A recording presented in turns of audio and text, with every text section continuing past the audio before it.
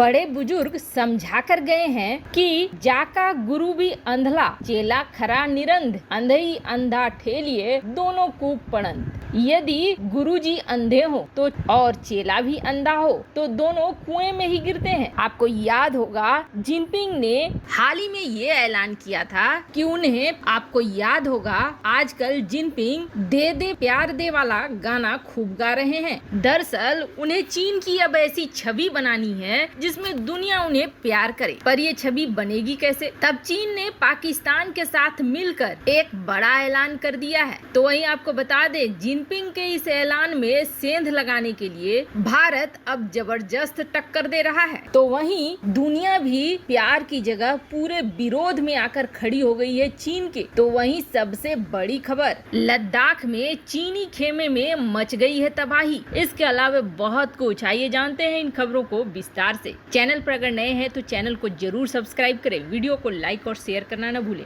ये जो हाल फिलहाल में फ्रांस में घटना हुई थी, फ्रांस में बवाल मच गया था वो चार्ली एब्दो के कार्टून के बाद, तब तुर्की बहुत बौखलाया और तुर्की ने ये कह दिया था कि इस्लामोफोबिया के खिलाफ हमें एक ऐसा तंत्र बनाना होगा जो दुनिया भर में हमारी आवाज को बुलंद करे। बस पाकिस्तान क्या था, उछल उछल कर तुर्की के आगे पीछे घूमने लगा। तुर्की, मलेशिया और पाकिस्तान, इन 3 देशों ने तब इस तरह का प्लान भी बनाया। तब ये भी प्लान किया गया कि वो अपना मीडिया हाउस लॉन्च करेंगे, दुनिया भर में इस्लामोफोबिया के खिलाफ आवाज बुलंद करेंगे। पर मलेशिया में सरकार बदली, मलेशिया ने हाथ पीछे खींच लिया और तुर्की ने अपना टांग पीछे खींच लिया और दोनों के कंधे पे खड़े पाकिस्तान को जमीन पर गिरना पड़ा। पर ये क्या, भारत ने अब डीडी इंटरनेशनल की घोषणा कर दी, जो कि भारत के पॉइंट ऑफ व्यू को दुनिया के सामने रखेगा, अपने दृष्टिकोण को रखेगा, अपनी सूचनाओं को देगा, ताकि पश्चिमी दुनिया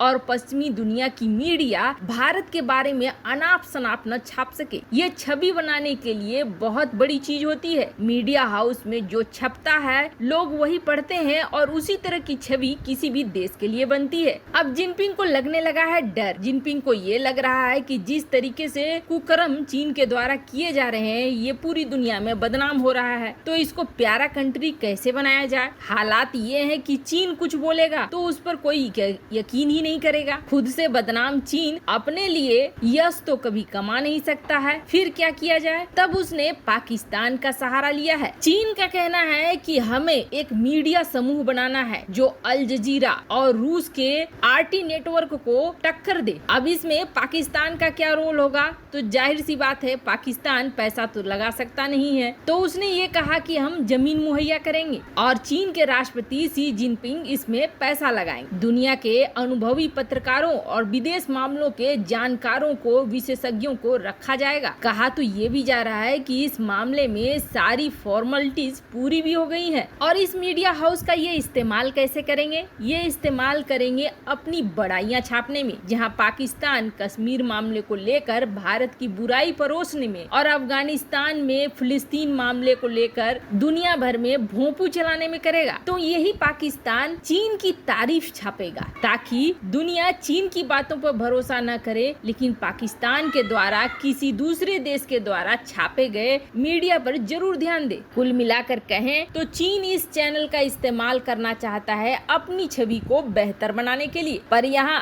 अब महत्वपूर्ण रोल हो जाता है भारत के डीडी इंटरनेशनल का, माने कि कड़ाके की टक्कर होगी डीडी इंटरनेशनल और चीन और पाकिस्तान के इस मीडिया हाउस का। ये भी एक तरह की लड़ाई ही होगी, लेकिन इस लड़ाई का रूप डिजिटल होगा। पर ऐसा नहीं है कि चीन के बुरे वक्त इतनी जल्दी खत्म हो जाएंगे और एक मीडिया बना देने से चीन सुधर जाएगा। पहले तो जिनपिंग की बातों से लगा था शायद ऐसे कुछ कर्म करेंगे जिससे कि दुनिया उन्हें वापस से प्यार करने की सोचे, लेकिन अब ऐसा लग रहा है कि वो दुनिया के सामने एक भ्रम जाल बिछा रहे हैं ताकि चीन के निगेटिव छवि को पॉजिटिव बनाया जा सके। पर अभी बहुत बड़ी समस्या चीन के सामने खड़ी हो गई है। एक समस्या तो लद्दाख में खड़ी हुई है, तो वहीं दूसरी समस्या में पूरी दुनिया भर के लोग अब चीन के पीछे पड़ गए हैं। यूरोप और उत्तर अमेरिका के बड़े बड़े राजनेता और बड़े बड़े समूह एक साथ मिलकर काफी बड़ा फैसला ले रहे हैं। अभी जापान में होने वाला है ओलंपिक, लेकिन जापान के ओलंपिक का बहिष्कार हो रहा है ये कह के कि इस वक्त महामारी की वजह से स्थिति खराब है, तो फिर